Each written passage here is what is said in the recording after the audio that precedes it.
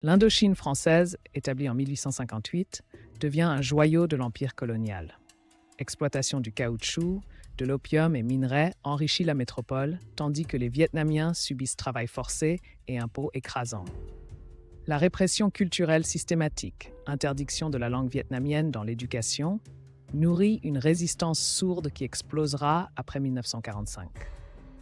En 1941, Ho Chi Minh fonde le Viet Minh pour résister aux Japonais puis aux Français.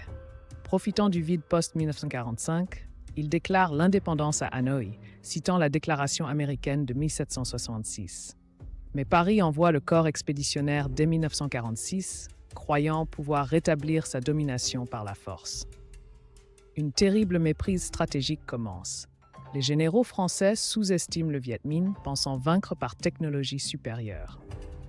Mais la guérilla vietnamienne, menée par Giap, maîtrise le terrain et le soutien populaire.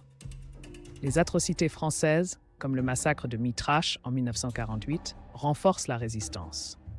En 1950, la Chine communiste arme massivement le Viet Minh, transformant le conflit. Le général Navarre choisit Dien Bien Phu pour une bataille décisive. Mais les canons vietnamiens, transportés à dos d'homme sur les collines, écrasent les positions françaises. Après 56 jours d'enfer, le 7 mai 1954, les survivants se rendent. 10 000 soldats français capturés, dont seulement 3 000 reviendront. Un traumatisme national. En juillet 1954, la France signe les accords divisant le Vietnam au 17e parallèle. Hanoï devient communiste, Saigon reste sous influence occidentale. La délégation française menée par Mandé France subit le mépris des Américains qui prennent le relais. Les derniers soldats français quittent Hanoï en octobre, laissant un vide politique explosif. Ngo Dinh Diem, installé par les États-Unis, gouverne par la terreur. Sa répression des bouddhistes et corruption alimentent le Viet Cong. En 1960, 80% du territoire rural échappe à son contrôle. Les Américains, obsédés par la théorie des dominos, ignorent les leçons de l'échec français. La tragédie se répète. Kennedy puis Johnson envoient des conseillers militaires, bientôt 500 000 soldats. Comme les Français, ils croient en la puissance de feu, napalm, défoliant, sans comprendre le terrain. Le massacre de My Lai, 1968, rappelle les pires excès coloniaux.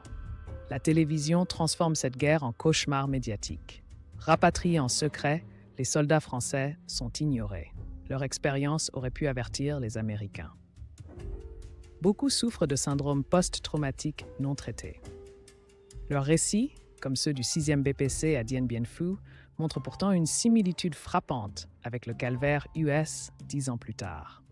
Le 30 avril 1975, les tanks nord-vietnamiens entrent dans Saigon. L'image de l'hélicoptère sur l'ambassade US rappelle le départ français de 1954. Après 30 ans de guerre, le Vietnam est réunifié, mais ravagé. L'agent orange et les mines continueront à tuer pendant des décennies. Une victoire à quel prix? De Dien Bien Phu à Saigon, deux puissances ont échoué par la même arrogance coloniale. Aujourd'hui, le Vietnam prospère tandis que la France et les États-Unis portent les cicatrices de ces défaites. Ce documentaire sert d'avertissement. Aucune intervention étrangère ne peut supplanter la volonté d'un peuple d'être libre.